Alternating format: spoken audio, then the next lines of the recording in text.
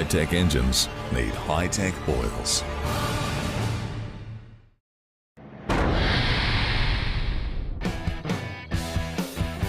This weekend marks the inaugural V8 Touring Car Heritage Round, celebrating the history of Australia's 5-litre V8 category by getting classic metal, some in original livery, together here at Wakefield Park Raceway. And though a modest 6-car entry has fronted, the cars represented here are some of the most successful in the history of the Aussie V8 series. Of all the cars entered, regular Kumho V8 Touring Car Series frontrunner Aaron Tebb's Budweiser AU Ford is arguably the most distinctive. Now owned by Stephen Voigt, this car was built by Prancing Horse Racing in 2001 with input from team manager Paul Cruikshank and ex-Formula 1 engineer Ralph Bellamy. It also has an interesting nickname. As the car was built in the high following the Sydney 2000 Olympics, the PHR team felt a tribute to Aussie pole vaulter Tatiana Grigorieva was in order, hence the car's nickname, Tatiana. Brad Wimpenny arrives at Wakefield Park with an ex-Tony Longhurst AU Falcon, LR0199 to be precise.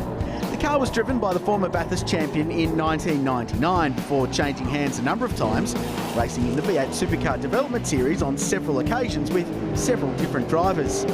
Wimpenny has restored the car to its original livery and returned to the track in the same livery this weekend that it raced back in 1999. Perhaps the most successful car here is PE 037. PE stands for Perkins Engineering, and this is the car that was raced by Bathurst legends Larry Perkins and Russell Ingall on the mountain in the year 2000. The car was sold to Gary Dumbrell in 2001 and became the car that took Paul Dumbrell to the Development Series title that same season.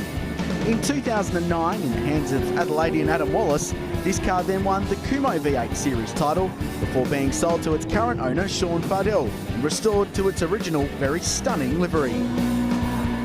This VS Commodore is a unique chassis built by Mike Quinn's Phoenix Racing outfit from a Gary Rogers Motorsports shell. Its history is mainly in the hands of privateers, but has some notable success in the hands of Steve Ingwersen, and it finished second in the inaugural Kumho V8 Touring Car Series title in 2008. Ingwersen, meanwhile, is back on track this weekend with another highly distinctive car.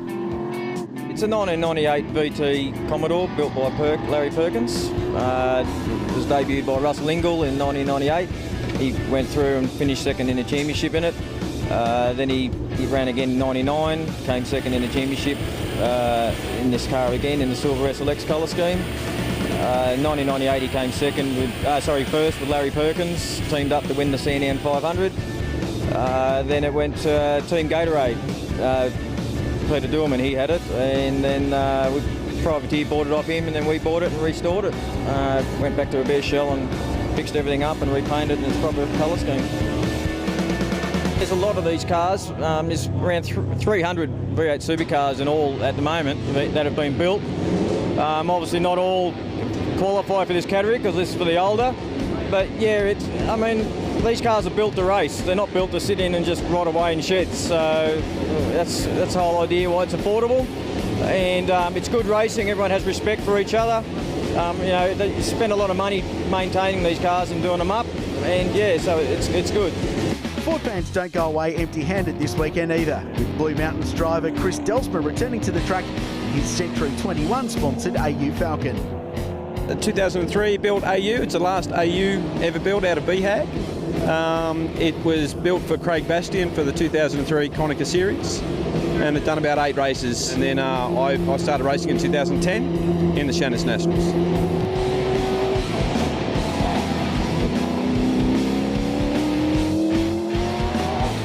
It was actually in Howard Motorsports Garage in Queensland, and I went up there to have a look at a BA actually, and just saw that sitting in the corner and just instantly fell in love with it. Just it's such a smick build. I said, I think I'll take that one instead. But I think the V8 Touring Car Series has become really competitive, and you really need to be in a more modern car than this to compete, it would seem now. So I think the Heritage has got somewhere to go for cars like this. It's a shame to see them go off to collectors and just go into museums. One went last week. I know I went to a museum and it was a very competitive car, and it's a shame. I'd rather see him here racing.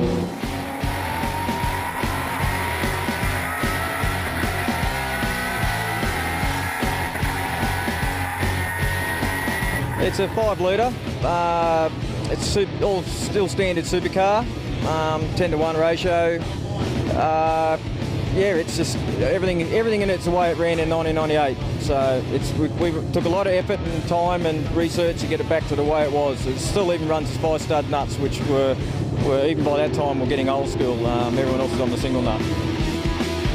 We had another car, an older car that we're running, and I'd seen this car for sale for a while, but it was in a completely different colour scheme, and it didn't look like it had a lot of history. But once you dug into it and found out what it really was, we grabbed it. These cars are still affordable to buy. They are starting to become collectors. A lot of people are starting to collect them and paint them up, but they're still out there. You just got to search. But yeah, if you can get one, get one. It's well worth it. Sliding speedway style right through that final right Through turn 1, they really fire the things in there. down to the wire. Who's going to get it? Oh, Stewart, just by what, about 3/4 of a car length. Time for the Hi-Tec Oils Australian Swift Racing Series, and this has been an entertaining championship all season long. Bordeaux and I have had great fun calling it. Grant, the series has produced some pretty good races. These are the points after 5 rounds. Reece Murphy leads the way just over the defending champ Allan Jarvis, and Captain Rob sits there in third ahead of Annan Brandt. He's not here this weekend due to some being a rock star commitments. Yeah. This is race 2. Race 1 was held Saturday afternoon. It was won by Reece Murphy. He just held on from Allan Jarvis and Damian Ward. So the 3 fastest guys of the year, first, second and third. And this was a reverse grid race. And it was Rob Jarvis who let them down, but there was some aggressive racing, Bordeaux, through the field. Oh, aggressive racing, or we've hit the ripple strip and we've got no traction. We're just going to float into the guy next to us. Oh, same, really. A bit of both. So there were some great fights down through the field. Reece Murphy looking really good championship-wise. Rob Jarvis out wide at the final corner. Allan Jarvis courtesy of the hip and shoulder. Not wrong, defending down the straight. So this was a great battle. They were side by side through turn 1. And this place, if there is ever going to be a circuit designed for these cars, it's pretty much here. Yeah, absolutely perfect for this type of racing. And you can see they can just lay it on the line. They can push up against each other. They can really leave their braking to the last moment and not end up pounding into a wall and costing themselves lots and lots of money, which is always entertaining. Checkered flag came out, and it was a very, very big win for the 11. Yep, Ward got through in the Hi-Tec Oils car. Allan Jarvis next, so championship still pretty close. And Reece Murphy in third place. Mike Gore was fourth, despite that off ahead of his brother Scott. Rob Jarvis dropped to 6th after starting from pole. Foessel and McMaster completed the top 8. Well, time to go for race 3 on the card. Grid starting to take shape now, and it won't be long before they are let loose. We've seen a couple of very entertaining races so far this weekend. Damian Ward, very tough to beat. Allan Jarvis alongside him, Reece Murphy, and Mike Gore round out the first 2 rows. Wardy's been very good this weekend in car 11. Jarvis also very fast. Saw him in practice early in the weekend, had a massive off at turn 2, kept the boot in. Front wheel drive, if you have oversteer, you just floor it and you can drive out of the slide, and that's what he did. The fact he was 1.5 meters off the racetrack didn't help, but pretty wild stuff. But he's always competitive, very feisty in car number 1. We're underway for this 3rd and final race, this round of the Australian Swift Racing Series, with thanks to our good friends at Hi-Tec Oils, also on board with the Shannon's Nationals. Down towards turn 1 they go. Ward managed to get a lot of wheel spin off the line and still managed to hold down first spot, so that was a good effort in lieu of the fact that probably not one of the better starts we've seen from him throughout the year, but always very difficult to get these front-wheel drive cars off the line. There's not a great deal of weight in them, and once they lose traction, you're pretty much a passenger. Whoa, like that, pretty much like that. Just a big lose at the top there. And the hardest part about that, Richard, as you are no doubt aware, the only thing you can do there is keep your foot firmly planted on the floor. But that's a psychological boundary that is very hard to get over. I think that was the 7 car of Ben Foessel, just dropped it off. McMaster's car looks fantastic, doesn't it? Great livery on the 9. On board with Mike Gore. It's a run down to turn 10. Great overtaking opportunity. In these cars, though, it's more of a good run in and then a great run out. That's all too good. Big run in there. Massive contact. I think that was with Reece Murphy. I'm not 100% sure he was trying to make an overtaking manoeuvre there, and I think he may have been caught out because he came from a long way back. There was no way in the world Murphy would have even looked in his mirror when he realised he was that far behind and all of a sudden, bang, there's a Swift ploughing through the driver's side door. How tough are the Swifts? Murphy's car. Oh, what a scratch? What scratch? We'll continue on. He's fighting for third place now, going up the hill side by side with Scott Gore in the 99. So, well, he just brushed that off and drove on. That was a massive crunch into the side of the 62 car. Actually, just looking at the right-hand side. I can't see a dent. Are we watching the right road? That's incredible. There is barely a scratch on the side of the car. One thing I will tell you now, he has got an absolute target in front of him, and he's going to be chasing him down in earnest. Well, we saw the onboard camera, the old dent, the impact was hard enough that it took Gore's hands off the steering wheel, so it was a fair old bang, but Gore's car's continuing on without any dramas, and so too Murphy. These things are incredible. Well, they're certainly built well. Wow. So Foessel up the inside of Mike Gore, the two brothers joining the series this weekend, having a good run down towards turn 10. And there's a freight train here, just looks to the inside. Feature assist number 47. There's Gore. He's lost one spot as a result of that coming together, but he's looking like he's about to reclaim that position again. Damian Ward, you're on board with him at the moment. Let's have a listen to this through turn 1.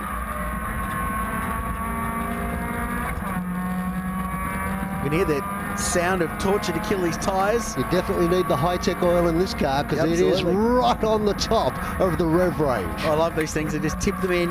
It's a sort of controlled four-wheel drift because that's how you dial out the understeer that's inherent in a front-wheel drive car. So you just flick the thing into the corner and let the rear of the car do the work. It's the fast way around. They're great fun to watch. And a big moment just on the outside there. In the days of the Mirage Series, Warren Luff was extremely good at that, just tipping the back out a little bit as he goes through a turn, and that gets rid of, as you say, all the understeer in the car and gets him pointed in the right direction nice and quick. And the Swift is no different in its approach to how you get this car around the circuit fast, which is what makes it very entertaining. Warren Luff's annoyingly good at a lot of things, isn't he? He's a very good driver. But yeah, he is a product of One Make Racing. Great to see Jesse Dixon moving up into the V8 Supercars. Of course, he made his debut at Bathurst last week. Fantastic result too for the Shannon Supercar Showdown guys.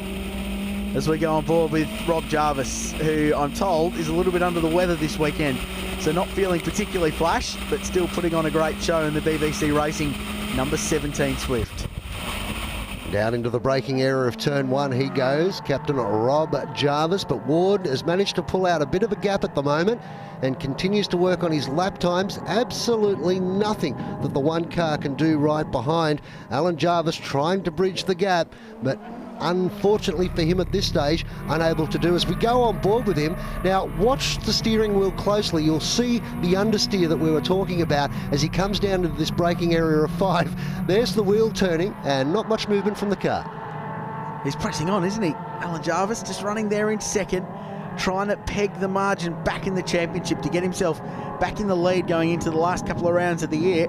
Sandown Raceway, the final hit out. He spends weeks and weeks and weeks between rounds just working out where he's going to put the inboard camera. He does. He's put them in every single place he possibly can throughout the course of the season. There's 2 missing and we're quite happy about that. So the final corner, he's a big fan of yours, Boydo. Out of the final corner, this battle continues. Jarvis, you can see just up the road, trying to chase down the leaders. Reece Murphy probably playing the points game a little bit now. This could end up being a very, very positive weekend for him in the overall points calculations. And then we go back to Mike Gore leading Ben Foessel, who's new to the series this year, one of many first-timers in the series. And if you're looking at stepping into this series and you're trying to work out the racing lines of a Swift down into turn 1 here at Wakefield Park, well, there you go, 3 options to choose from. And they all work because they haven't lost any pace relative to each other. The guys were saying at the start of the weekend that this place is just perfect for these cars. It is almost as if it was designed for the Hi-Tec Oil Swift Racing Series. Tight track, couple of quick corners where they can really throw them in, like this one, turn 9, negotiated by a leader, Damian Ward, correction. So he's leading. And just pulling away too, isn't he? Yeah, comfortably. This is very un-Swift Racing Series. It's not like the Swifts we've seen all season long where they've been, remember turn 2 at Sydney Motorsport Park, 4 wide. That's what we're used to seeing in the series. On board with Jarvis. I just love the sound of them.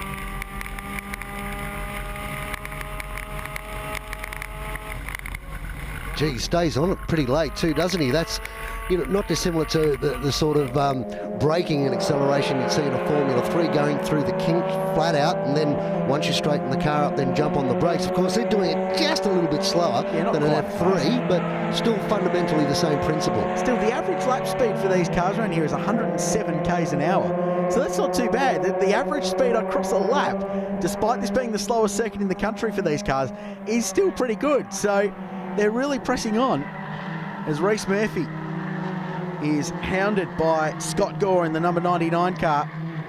G. Murphy's been good this year, hasn't he? He's been one of the stars of the series. And who's that? That's Jarvis. Jarvis off the racetrack. Yeah, having a bit of a paddock bash there, brings it back on, but has lost a lot of ground. He's way back down the pecking order at the moment, down in 5th spot. Oh, he's got problems. Look at the right rear. Oh, look at the way it's driving. He's got massive problems. That's broken an upright in the rear end of this car, and he will have to go to pit lane. No, keep going. I don't think it'll work. So there's bits hanging off the Achilles Swift.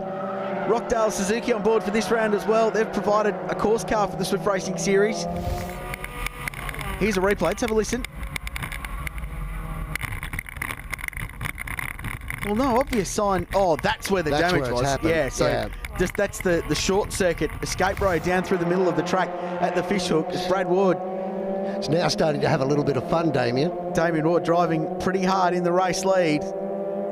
But, wow, Jarvis riding contention for the championship, and of course what that does is hand a lot of points to Reece Murphy, who was right in the thick of the action leading the series coming in. So that's a real handicap for Allan Jarvis going into the final round of the year at Sandown Raceway in late November. How about Damian Ward? Well, he's got such a huge gap now over 2nd spot that he's literally just out there having a little bit of fun. And as you saw when he threw the back of the car sideways, he's just out there trying to keep himself entertained until the checkered flag comes out, which is important to do because you've got to keep the concentration level up. It'll be this time as well. So across the line he goes, and Damian Ward takes a victory. Reece Murphy, long way down the road in 2nd place, but building his series lead in the Hi-Tec Oil Swift Racing Series. And Scott Gore will be 3rd. Great podium finish for the Swift Series newcomer. Well, it's been a fascinating 3rd race here at Wakefield Park, taken out by Damian Ward. Reece Murphy, Scott Gore, Mike Gore, Allan Jarvis, and Ben Foessel finishes in 6th spot. Disappointing way to end the weekend. Come off, had a brake line fail, and fortunately straight off the end of the corner and onto another access road, damaged the car, so we couldn't continue. But we'll repair the car. Hopefully we can get it back underway. We lacked a little bit of pace on Saturday, but we still got the race win and the first in qualifying. So overall, it wasn't a bad weekend, but yeah, definitely the buffer there for the series points has been great. I got a blinder at a start in that last race, and yeah, from there on didn't get past at all, so that was awesome. I'd just like to thank Hi-Tec Oils, George, and the team at Trans-Tasman Motorsport for an awesome weekend. It was an awesome weekend. Well done, Mr. Ward. A great, successful weekend for him and for Reece Murphy as well. Allan Jarvis not so much 3rd overall, and championship looking a little bit dicey now. He's just under 20 points behind Reece Murphy going into the final round at Sandown Raceway. Rob Jarvis still 3rd. Damian Ward charging up the order. He's 4th with a round to go. Don't go away. When we come back, all the Holden v Ford action. The dial before you dig, Australian Saloon Cars.